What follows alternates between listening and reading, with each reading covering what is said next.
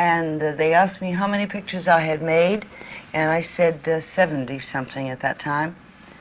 And he said, "That's ridiculous."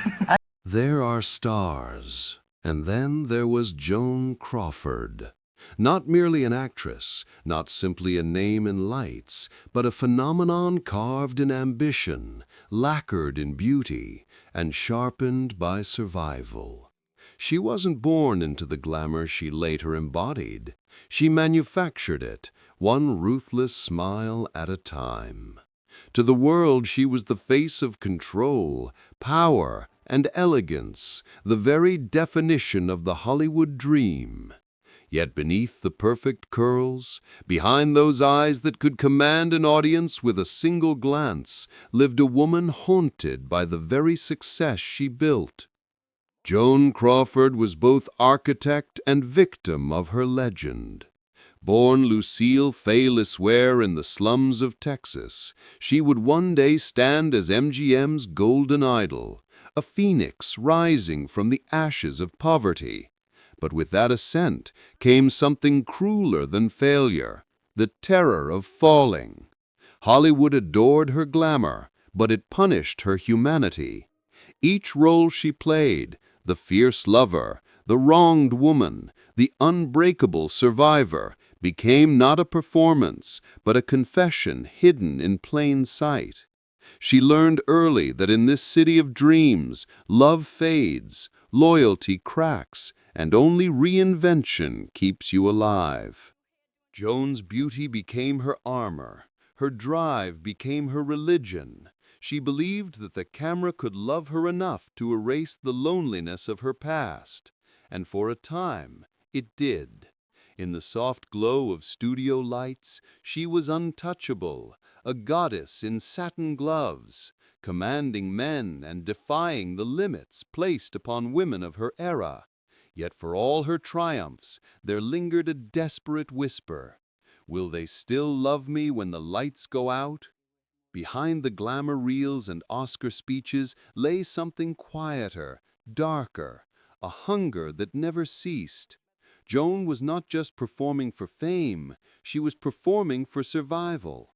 Every smile hid exhaustion, every headline masked heartbreak.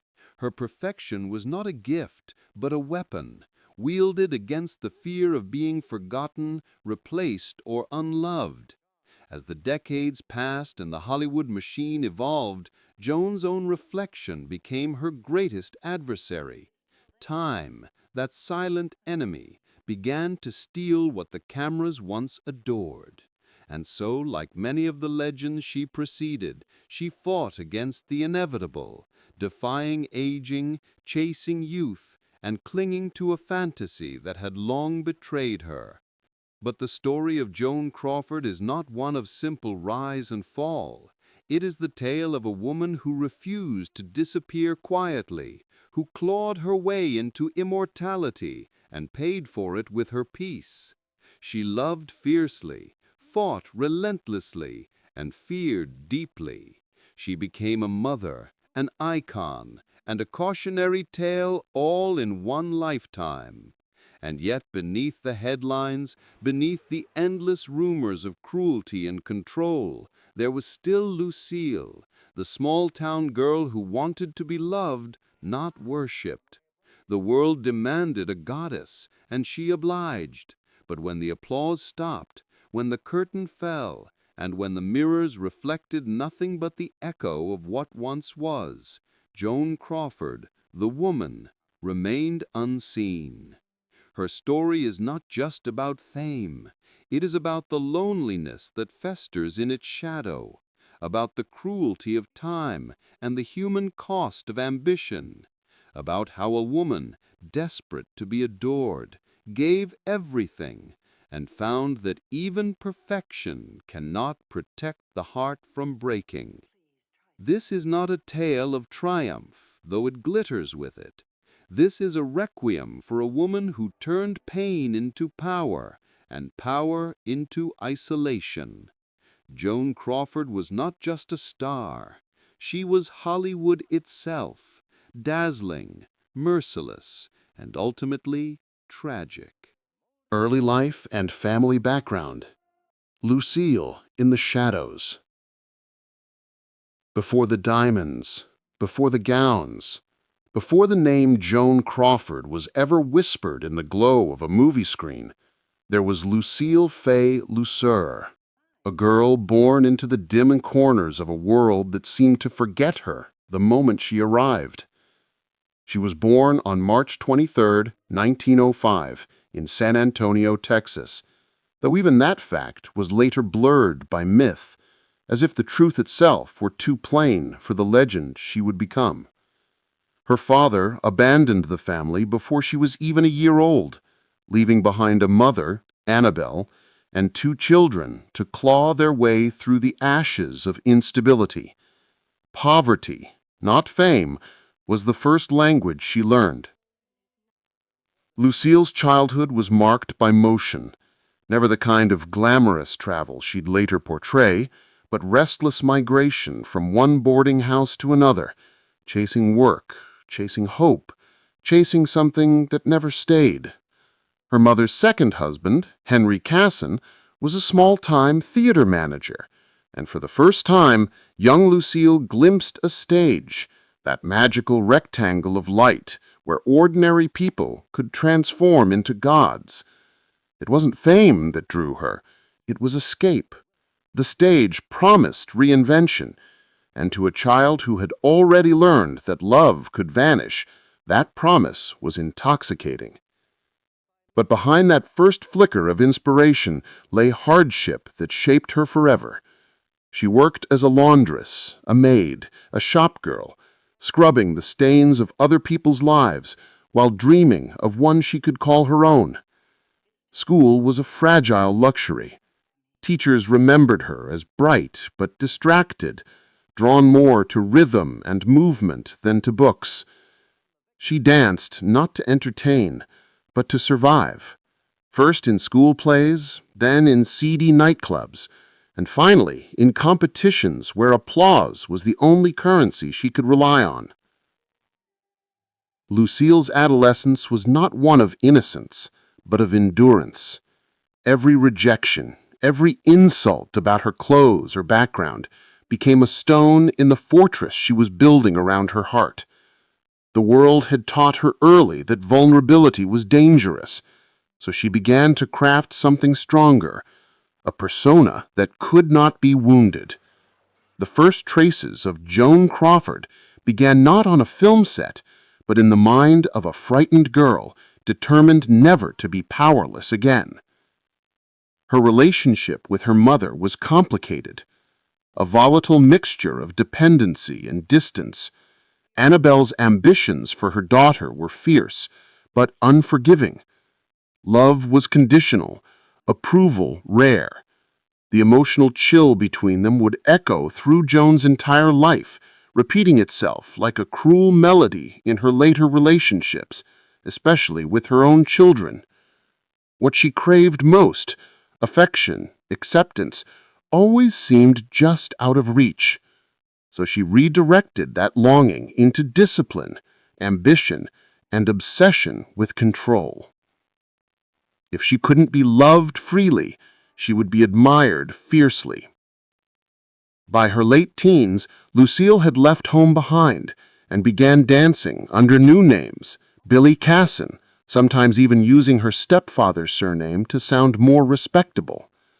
She won contests, caught the attention of theater scouts, and began her slow, brutal climb from chorus girl to film hopeful. But the past followed her like a shadow she could never fully escape. The poverty, the shame, the instability, they lingered in her bones, hidden behind perfect posture and the immaculate smile that would later define her. Even in her earliest photos, there is something haunted in her gaze, a defiance that borders on desperation. She wanted not just to succeed, but to erase where she came from, to bury Lucille forever beneath silk gowns and camera flashes. To the world, it would seem as if Joan Crawford emerged fully formed, glamorous, confident, unbreakable. But the truth was far more tragic. Every sparkle was born from struggle. Every triumph, a rebellion against her own beginnings. Her early life was not merely a backdrop, it was the crucible that forged her relentless need for perfection. The little girl who had been poor, abandoned, and humiliated would spend the rest of her life ensuring no one ever saw her weak again. But in that transformation, in the murder of Lucille and the birth of Joan, something fragile was lost forever. The girl who only wanted to be loved was replaced by a woman who would settle for being worshipped. And the world was ready to obey. First steps and struggles. Becoming Joan. Hollywood has a strange way of transforming hunger into beauty. When Lucille Fay LeSueur arrived in Los Angeles, she didn't bring connections, elegance, or even a proper pair of shoes. What she carried instead was an ache, a wild, unrelenting hunger to be seen. She didn't want fame for luxury. She wanted it because fame was the only armor strong enough to hide her pain. She began her climb the only way she could, by dancing. The smoky speakeasies of Kansas City had been her first stages, her body learning the rhythm of survival long before it learned the rhythm of fame. She performed in revues and chorus lines, where the applause was loud, but never personal. Every night she danced with a smile that hid exhaustion, masking loneliness with a practiced twirl. The men who watched her saw allure, she saw escape routes. Her break came when a talent scout spotted her performing and offered her a screen test with MGM. Hollywood in the 1920s was a dream factory, and Lucille, with her burning eyes and defiant chin, looked like someone desperate enough to fit in. She signed a contract, but not before the studio made one demand. Her name had to go. Lucille LeSueur sounded too foreign, too heavy. A fan magazine held a contest to rename her, and the winner, ironically, chose Joan Crawford, a name that would one day echo in neon lights, on marquees, and in the tears of audiences who adored her. But fame didn't come easily. MGM's glamorous studios were a world away from her grim beginnings, and she was treated like an outsider.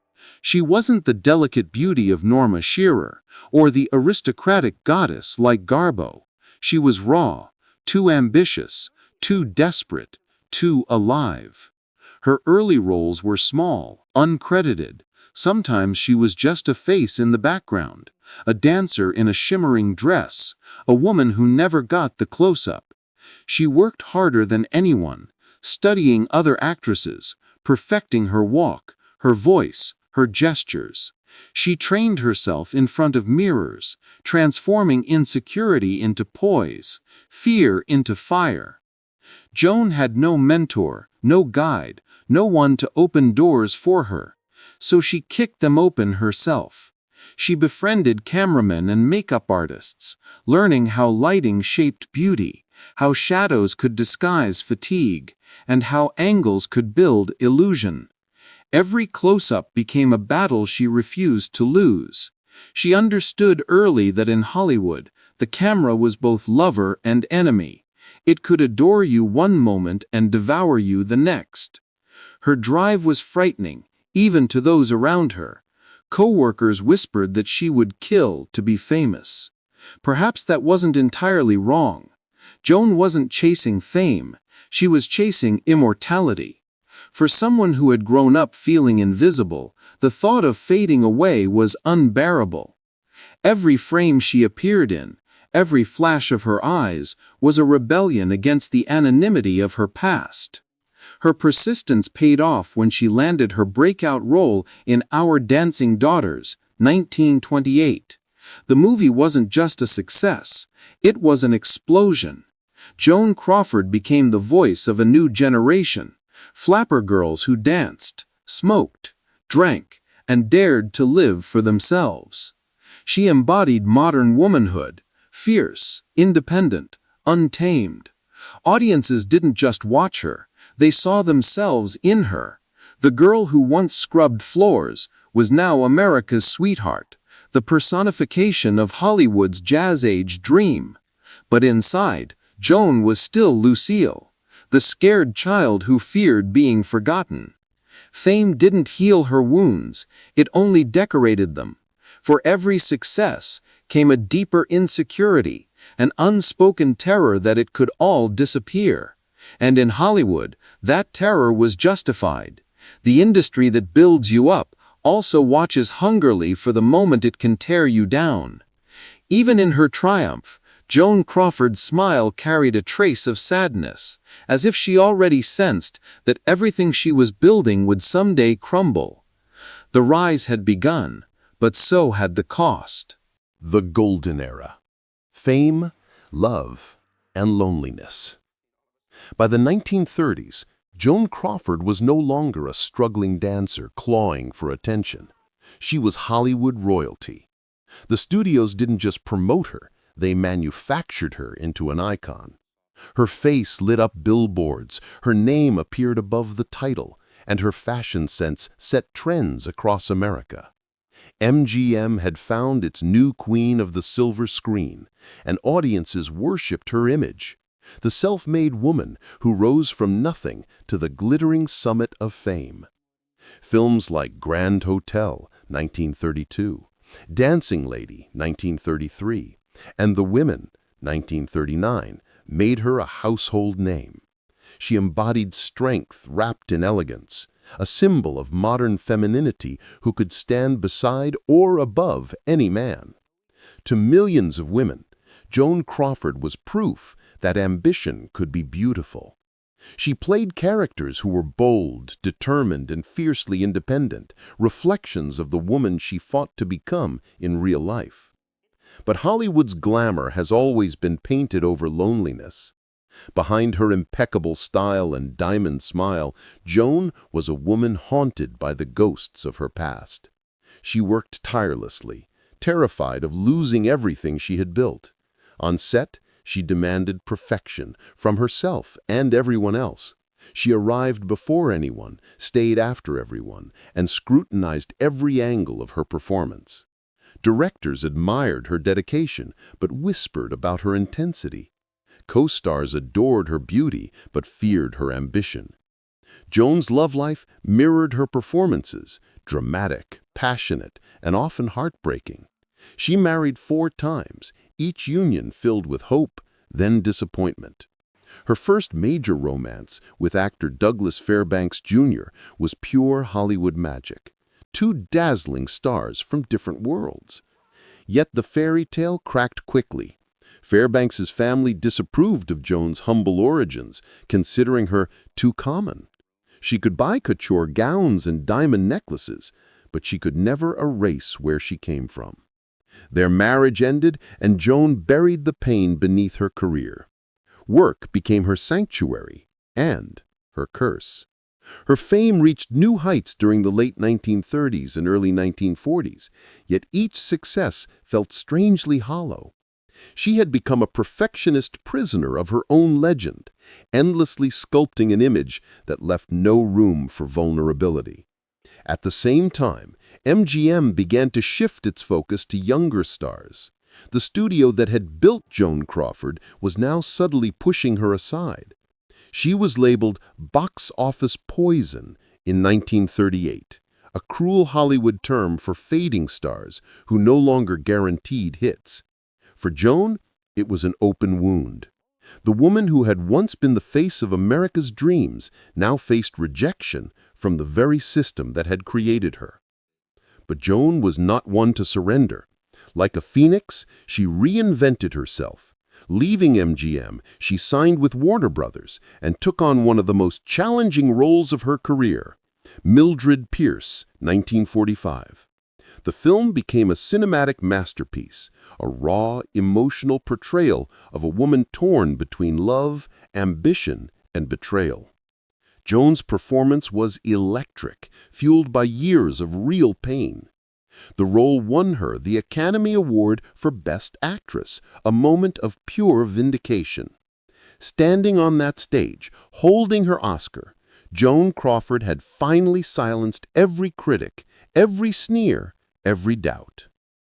But the applause couldn't quiet the storm inside her. The higher she climbed, the lonelier the view became. Her fame was absolute, yet her peace was fragile. In public, she was poised, radiant, untouchable. In private, she stared into mirrors, endlessly adjusting her appearance, searching for the girl she once was, the one who had danced for survival.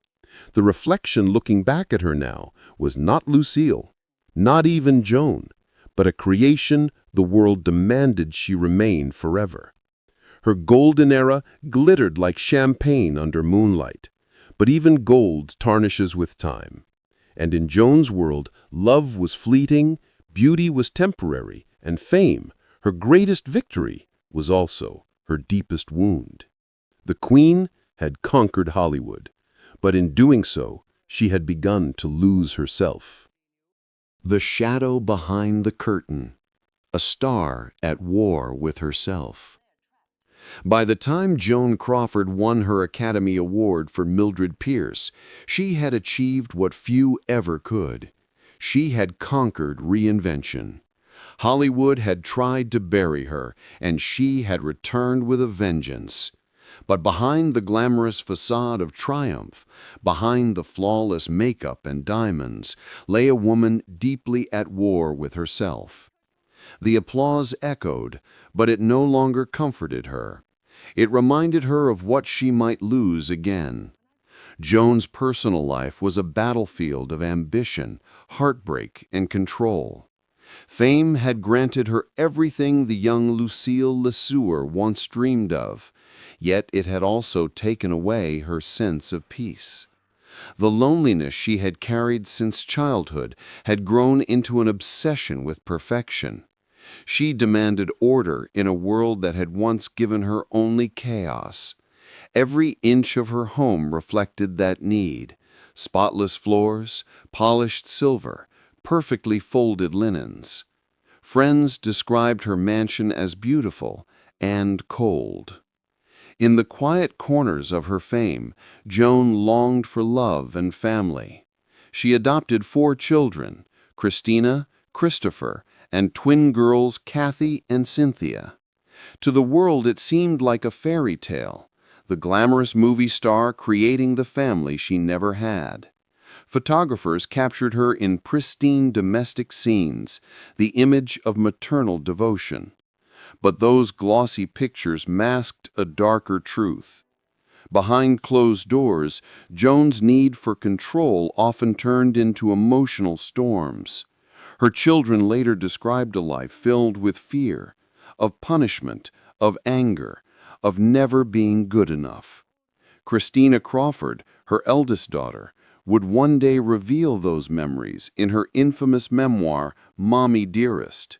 Whether every detail was true or not, the pain in that story echoed a larger tragedy, the cycle of trauma that fame had never healed. Joan had once been the neglected child. Now, some said, she had become the demanding mother. Her relationships with men mirrored the same fragile balance between love and power. She had a taste for intensity, often drawn to men who could match her force of personality, and just as often destroy it. Her marriage to actor Franchot Tone was passionate yet volatile. Tone came from wealth and refinement, and though they loved deeply, their differences were constant sparks. He wanted a wife who would be at his side. Joan wanted to stand in the light herself. When the marriage ended, she drowned her heartbreak in her career, working as if her life depended on it, because in her mind it did. As the years passed, Joan began to sense Hollywood's affection shifting toward younger faces, Elizabeth Taylor, Marilyn Monroe, Grace Kelly. The empire she had built on her beauty and charisma was slowly crumbling under the weight of time. To fight it, she reinvented her image yet again. She became the embodiment of the aging but unbroken woman, fiercely elegant, disciplined, and unafraid of the spotlight. But behind her bold eyes lay exhaustion. Friends noticed that Joan rarely rested. She filled her days with routines, appearances, and interviews, as though still performing for an invisible audience. "If I stop," she once said, "they'll forget me." Her fear of being forgotten was not vanity, it was survival. Every part of her life had been built to prove she was somebody. To fade away was to die all over again. Her home life grew increasingly tense. She demanded impeccable manners from her children, perfect posture, precise language. She treated dinners like rehearsals, correcting every detail. It was as if she was directing a play, The Perfect Family, that she could never quite finish. But perfection, once her greatest weapon, became her curse. It isolated her from the people she loved most. By the late 1950s, her relationships were strained, her career uncertain, and her inner world fragile. The cracks beneath her glamorous surface widened, but she refused to let anyone see them. When she smiled for cameras, it was a masterpiece of control, not joy. She was living proof that success and suffering can coexist so tightly that they become indistinguishable. Every night, after the lights dimmed and the guests left, Joan would retreat into silence. Surrounded by her awards and memories, she would pour herself a drink and stare at her reflection. The mirror had been her companion since the beginning, sometimes a friend, sometimes a judge. It showed her the legend the world adored, but it also whispered the truth. Behind the star known as Joan Crawford still lived a girl named Lucille who had never stopped running from her past. The fall of a queen, the loneliness behind the eyes. As the golden glow of Hollywood's studio era began to fade in the 1950s, so too did the shimmering crown of its reigning empress, Joan Crawford. The woman who had once ruled the screen with an iron will and the elegance of a goddess now stood before a changing world that no longer worshipped its idols the same way. The new generation of stars, Brando, Monroe, Dean, spoke a different cinematic language, one born of rebellion and realism. Joan, the queen of control, belonged to another age, one where glamour was a shield and pain was hidden behind a perfect smile. But Joan Crawford refused to vanish quietly. She was not built to surrender. When MGM, the studio that had made her a star, dropped her contract, she rose from the ashes like a phoenix. Reinvention was her religion. She signed with Warner Bros. And, against all odds, delivered one of the greatest comebacks in Hollywood history with Mildred Pierce, 1945. Her performance as the self-sacrificing mother who loses everything to ambition mirrored her own truth so closely that the audience could feel her bleeding through the screen. For that role she won the Academy Award, but even as she held the golden statue in her hands, a chill ran through her. She knew what Hollywood gave with applause, it could take away with silence. As the years rolled on, Joan's work became a reflection of her battle against time. She fought aging not just with cosmetics and discipline, but with an almost spiritual intensity.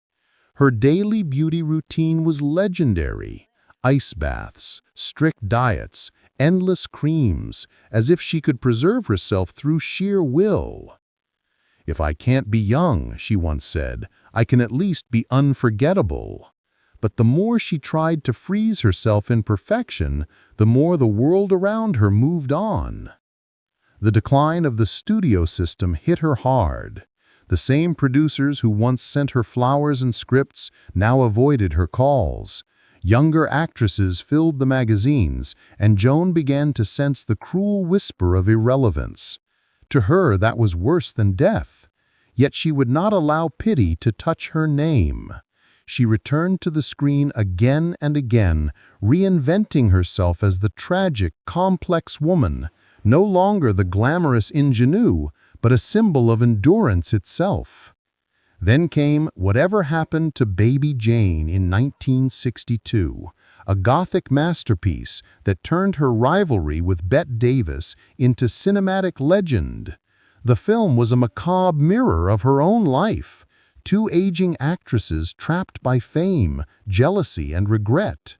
On screen, she played Blanche Hudson, a former movie star, now paralyzed and dependent on her cruel sister. Off-screen, Joan and Bette's feud burned with venomous intensity, their hatred fanned by the media. Yet even amid the chaos, Joan's performance carried haunting truth.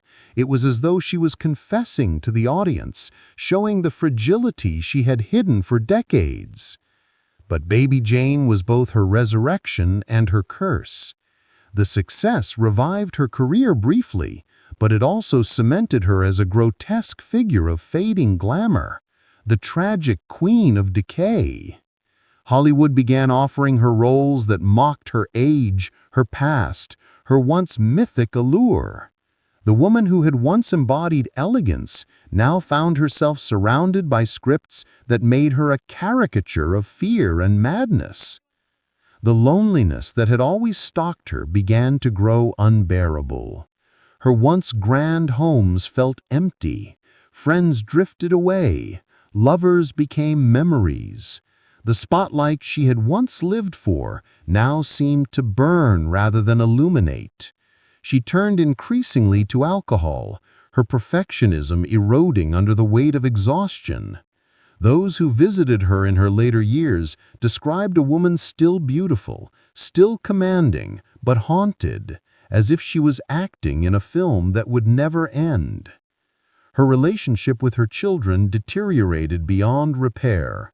Christina, her eldest, had become distant, her resentment simmering in silence. Joan, proud and defensive, could not understand why her love was never enough. The world saw the loving mother from Mildred Pierce. The private truth was far more complicated. When Mommy Dearest was eventually published after Joan's death, it would shatter her legacy and reopen wounds she never had the chance to heal. But even in life, she must have sensed it coming, the whispers, the judgment, the inevitable betrayal by those she loved most. In her final public appearances, Joan's eyes, once bright, fierce, defiant, seemed dimmer. She spoke softly, often of her fans, her gratitude, her career, but there was an undercurrent of sadness beneath every smile. She had spent her life becoming Joan Crawford, a myth, a creation, an armor, and somewhere in that transformation she had lost Lucille LeSueur, the girl who had once dreamed of being loved. By the mid-1970s, she withdrew from public life completely. She stopped attending events, declined interviews, and avoided cameras. The mirrors that had once defined her existence became her enemies. In her small New York apartment, surrounded by memories of a world that no longer existed, she lived quietly, almost anonymously. The woman who once commanded millions of hearts now spent her days alone, writing letters to fans and caring for her dog, Princess. In 1977, at the age of 72, Joan Crawford passed away from a heart attack. When the news broke, Hollywood mourned, but there was an unmistakable air of melancholy in the tributes. They celebrated her power, her presence, her unmatched work ethic, yet many knew that her final years were shadowed by pain and regret. And so the woman who had once embodied perfection, who had built herself from the ashes of hardship and rejection, died quietly, without fanfare, a queen whose empire had long since fallen. But even in death, her legend would not rest peacefully. Her story would be retold in whispers, memoirs, and movies, not as a tale of stardom, but as a tragedy of human fragility. The world had adored Joan Crawford, but few had truly known Lucille Lesueur, and perhaps that was the deepest tragedy of all, that the woman who craved love so desperately built an image so indestructible, no one could ever reach the heart beneath it. The haunted legacy. After death, the fire still burns. Death, for most, offers peace, a soft curtain drawn across the stage of life. But for Joan Crawford, even death could not quiet the applause, nor the whispers. When she passed away in her New York apartment on May 10, 1977, the official statement was brief and understated. A heart attack, age 72, survived by her children. But for those who had followed her life, who had lived in awe or envy of her, that moment carried an eerie finality. The woman who had once defined Hollywood glamour had died alone, her phone silent, her mirrors covered. It was as though the performance had finally ended and the actress had exited without a bow. But Joan's story did not end in that still room on East 70th Street. In many ways, it was only beginning. Or rather, it was being rewritten. For decades, she had fought to control her image, to sculpt every photograph, every headline, every public gesture into perfection. "I never go outside unless I look like Joan Crawford," she had once said, and it was true. Her identity was not born. It was built, chiseled, and defended like a fortress. Yet once she was gone, that fortress began to crumble. 4 years after her death, in 1981, her adopted daughter, Christina, released Mommy Dearest, a memoir that detonated like a bomb in the heart of Hollywood. Its pages painted Joan not as the brave, ambitious survivor the world adored, but as a cruel, obsessive, and emotionally violent mother. A woman who valued control above compassion, image above intimacy. "No wire hangers," Christina wrote, echoing a rage that would become immortalized in pop culture. The world, stunned, gasped, and then it devoured the scandal. The book shattered Joan's carefully constructed myth. Hollywood, always hungry for tragedy, turned the once revered star into a ghost of her own legend, a figure of both fascination and horror. When the film adaptation of Mommy Dearest hit theaters, Faye Dunaway's portrayal of Joan turned her into a grotesque symbol of maternal tyranny. The line between performance and truth blurred until it was no longer clear which Joan the world remembered, the luminous star of Mildred Pierce or the monstrous mother of Mommy Dearest. In the years that followed, public opinion swung between condemnation and sympathy. Some argued that Christina's account was exaggerated, a revenge narrative told through bitterness and memory. Others believed every word, seeing in it the price of perfection, the psychological toll of living under the tyranny of fame. Friends and colleagues who had known Joan personally spoke in conflicting tones. Some defended her as generous, disciplined, misunderstood. Others hinted at a coldness that fame had calcified into cruelty. The truth, as always, likely lay somewhere between. Joan Crawford was neither saint nor monster. She was human. Born in a world that demanded gods and goddesses, then punished them for being mortal. Her hunger for success was born not of vanity, but of fear. Fear of poverty, obscurity, abandonment. That fear had driven her to greatness, but it also devoured her from within. The discipline that made her a star left her children trembling. The charm that won her millions of fans could vanish into ice behind closed doors. She was, in every sense, a woman of contradictions, both the victim and the architect of her tragedy. In her later interviews, Joan had often spoken about legacy. She said, "I want to be remembered, not as a legend, but as someone who worked hard and gave her best." Yet fate, ever cruel, ensured that she would be remembered differently, not just for her art, but for her wounds. And perhaps that is the truest kind of immortality. The public no longer saw Joan Crawford as the woman who danced from poverty into stardom, but as the eternal echo of what fame can do to the human heart. Still, Among film historians, old Hollywood devotees, and those who look beyond scandal, a different Joan remains alive. The woman who transformed herself, who demanded respect in a man's world, who created a cinematic presence unmatched in its precision and intensity. Every frame of her films still breathes with control, emotion, and a kind of divine defiance. Watch Grand Hotel, Humoresque, Possessed, or Mildred Pierce, and there she is, alive again, commanding the light as if time had never passed. Joan's legend became a reflection of the industry itself, dazzling and destructive, glamorous and cruel. The same system that crowned her also consumed her. And when Mommy Dearest reshaped her reputation, it was not just a scandal, it was the final act of a lifelong performance. The myth had devoured the woman completely. Yet despite the damage, despite the decades of mockery, something miraculous happened over time. A new generation began to rediscover her, not through tabloid stories or Hollywood gossip, but through her films. The revival of interest in classic cinema during the 1990s and 2000s brought Joan Crawford back to life on silver screens around the world. People who had never known her name saw the fire in her eyes and felt what her contemporaries had once felt. Ow! They saw her not as a villain, but as a survivor. There is poetry in that. For all the cruelty of fate, Joan's greatest wish, to never be forgotten, came true. The world still speaks her name. Her face still flickers in the dark. Her voice still commands attention, and her legend, both glorious and terrible, endures. In death, she became more than a woman, more than an actress. She became a question. How much must one sacrifice to be immortal?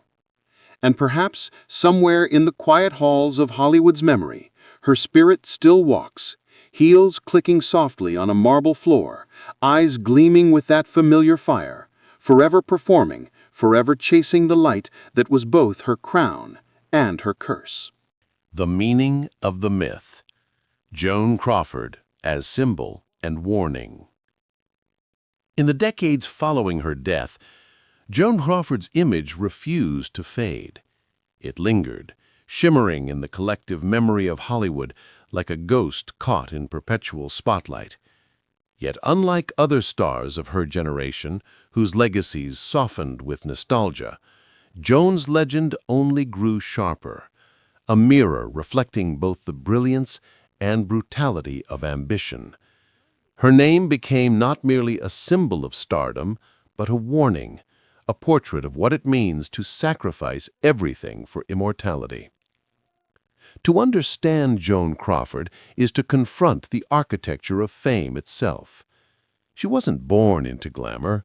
She built it, from ashes, from pain, from the relentless will of a woman who refused to disappear. Every gesture, every camera angle, every public appearance was calculated, controlled, sculpted. She learned early that Hollywood had little patience for imperfections, especially in women. So, Joan made herself flawless. Her voice became smoother, her posture steel straight, her skin luminous, her presence magnetic. She understood the unspoken rule of survival. In a world that feeds on youth, beauty, and obedience, she would rule by sheer force of will. And she did. For nearly 5 decades, Joan Crawford embodied the dream of transformation. From the poor girl once called Lucille LeSueur, scrubbing floors in Texas boarding houses, to the queen of MGM, dripping in sequins and diamonds, she represented hope for millions of women trapped in small towns and empty rooms, proof that reinvention was possible. But that same myth of transformation became her curse, because when the cameras stopped, when the applause died, what remained of the girl who once dreamed of being loved? Joan's career was built on playing strong, determined women, but those characters often mirrored her private battles. In Mildred Pierce, she clawed her way from waitress to businesswoman, only to be betrayed by her own daughter. Audiences saw drama. Joan saw prophecy. That film, which won her an Oscar, became a metaphor for her life, a woman who gave everything, and in the end, lost the very thing she fought for. The lines between art and reality blurred until her roles became confessions in disguise. In a sense, Joan Crawford's greatest performance was Joan Crawford herself. Every moment of her public existence was a scene, every glance rehearsed, every word edited for effect. She understood that fame was theater, and she played her part with unmatched precision. Yet beneath that control simmered a terror, the fear of being forgotten. It was that fear that drove her, that molded her into both icon and cautionary tale. The feminist lens of today offers a more nuanced understanding of her.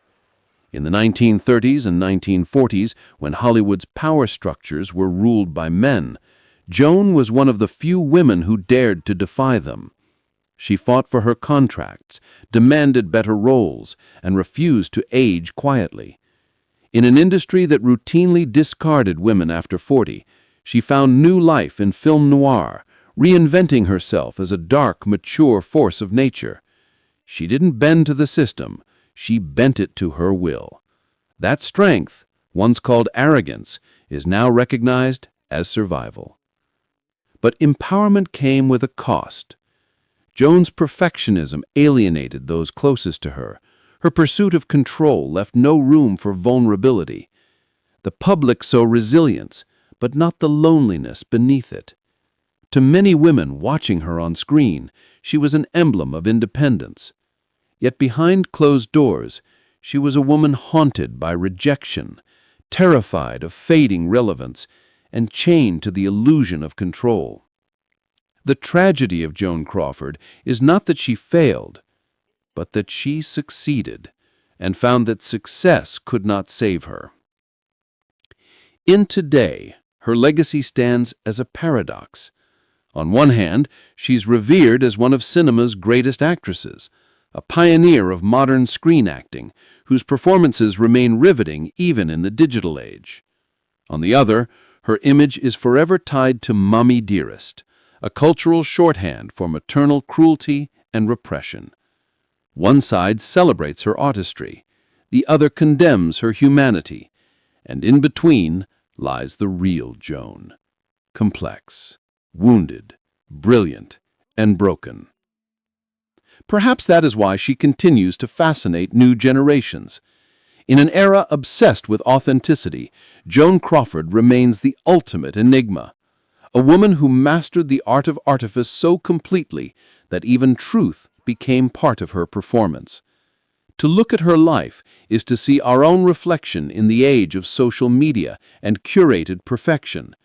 She was the prototype of the influencer, the self-branding visionary before the term existed. And like so many who chase approval in the spotlight, she discovered that fame at its core is a lonely business. But even in her tragedy, there's something awe-inspiring. Joan Crawford didn't just endure Hollywood, she outlasted it. She rose from the rubble of broken contracts, changing fashions and public betrayals. While others vanished into the archives of forgotten stars, she turned herself into a myth. Her power, her defiance, her sheer command of presence, they made her eternal. To watch Joan today is to witness more than performance. It's to see human endurance rendered in celluloid.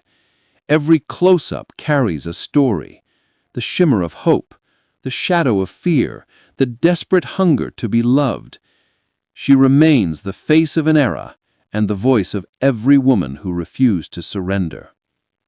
Her story is a warning and an inspiration, that the price of power is often solitude, that perfection is a mask worn too long, and that immortality, though glittering, is never gentle.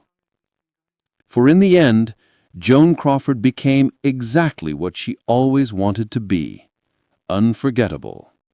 But at what cost? Closing reflection. The curtain falls. The curtain never truly falls in Hollywood. It only drifts, slowly, like cigarette smoke curling in a forgotten dressing room. For Joan Crawford, the applause had long faded, but its echo lingered in the corridors of memory.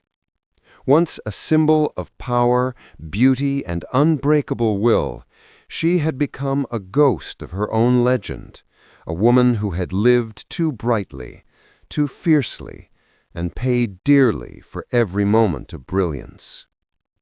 In her final years, Crawford withdrew from the world that once worshipped her.